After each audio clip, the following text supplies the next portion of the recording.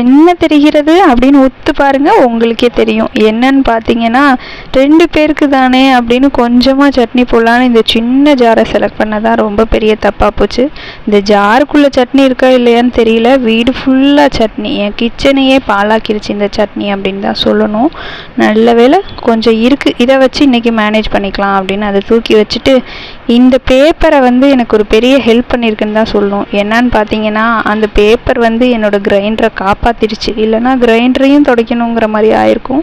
அதுக்கப்புறம் பார்த்தீங்கன்னா அந்த பேப்பருக்கு ஒரு பெரிய நன்றி சொல்லிவிட்டு குப்பையில் போட்டுட்டேன். ஏன்னா அதை பத்திரமா வச்சுக்க முடியாதே, என்ன பண்ணுறது அப்படின்னு சொல்லி சாரி சொல்லிவிட்டு குப்பையில் தூக்கி போட்டுட்டு துடைக்க ஆரம்பிச்சிட்டேன். இந்த மாதிரி துடைக்கும் போது தான் தெரியுது நம்ம எந்தெந்த இடத்துலலாம் நிறைய டஸ்ட் வச்சுருக்கோம் அப்படின்னு. அங்கெல்லாம் பார்க்கும்போது இவ்வளோ டஸ்ட் நம்ம வீட்டுக்குள்ளே இருந்துச்சா அப்படின்ற மாதிரி ஆயிடுச்சு. இந்த டப்பாவெல்லாம் துடைக்கும் போது தான் தெரிஞ்சிச்சு இந்த டப்பாவில் ஆல்ரெடி ஒரு வண்டி டஸ்ட்டை நான் சேர்த்து வச்சுருந்துருக்கேன் அப்படின்னு.